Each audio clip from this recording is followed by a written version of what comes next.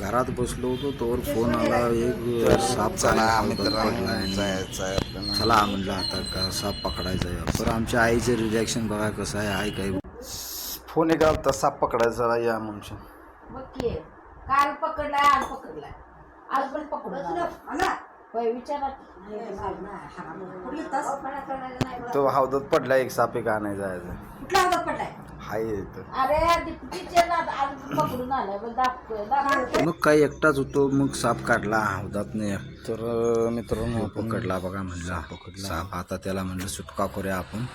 त्याला घेऊन गेलो मग मित्राकडे दाखवायला. मित्राला म्हणलं चल बाबा साप पकडला, जरा दाखवतो तुला मी. ठीक आहे. मग काय गेलो गॅरेजवर आमच्या मित्राच्या.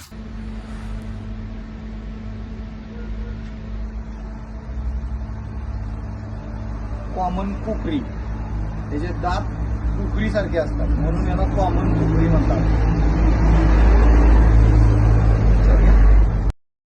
उठलो, गाडी घेतली, तराट सुटलो ते डायरेक्ट तासगावच्या माळाला. तासगावच्या माळाला गेलो. म्हटलं आता याला इथं तिथं कुठंही सोडायचं नाही. टर्न मारला ते डायरेक्ट सुटलो मी फॉरेस्ट खात्यात. ही जी जागा म्हणलं फॉरेस्ट खात्यात आहे. ह्याला इथं तिथं सोडायला नको म्हणलं. हे बिनविषारी असते. कॉमन कोकरी साप आहे हा. ह्याचं दात कोकरीसारखा असतात. हा बिनविषारी असतो, पण हा लट्ट हालत असतो एकदम, जणू भीती घाबरून असं. तुम्हाला दाखवतो मी नंतरनं. त्याला सोडल्यानंतरनं मी त्याला धावतो की किती स्पीडनं ते चावा घेतल्यागत करत असतो, किंवा त्याला भीती वाटल्यावरती कसं हालतं. मी पोचलो फॉरेस्ट खात्यात. हे नंबर आहे बघा फॉरेस्ट खात्याचा. हे इतकं गार आणि इतकं भारी वाटत होतं इकडं आल्यावर. वाहनं नाहीत, काय नाही, शांतता आहे एकदम. इथून जाऊसुद्धा वाटत नव्हतं. मग घेतला मी साप. त्याला म्हटलं आता चल बाबा तुझ्या जाग्याला, तुला सोडतो तुझ्या वनामध्ये. इथनं मग आपली सुटका होईल तुझी. तर बघा कसं भयानक वाटत होतं तिथं जाताना मला.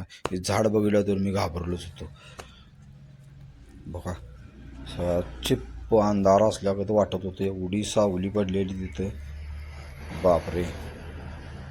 मला पुढं जायची धाडसच झाली नाही. मी म्हणलं आता याला इथंच कुठं तर सोडूया म्हणून इथंच सोडायचा प्रयत्न केला आणि त्याला म्हणलं सोडूया इथंच. मग काय त्याला खाली सोडल्यावर त्याला काय वेगळं वाटा लागलं. ते माती लागल्यावर हालं ना. हे बघा शिपूड कसं हलवते बघा. मी मगाशी म्हटलं नाही का अटॅक करायसारखं करते. मग काय त्याला म्हणलं जरा डिवचलं, जा बाबा बघूया मातीत जरा फिरायला लागलं, जरा इकडं तिकडं केलं आणि हळूहळू सरकत गेलं. चला म्हटलं आता आपण पण हळूहळू घरला सरकूया. चला बाय बाय, जय श्रीराम. तर आपण जाऊ आपल्या कामाला.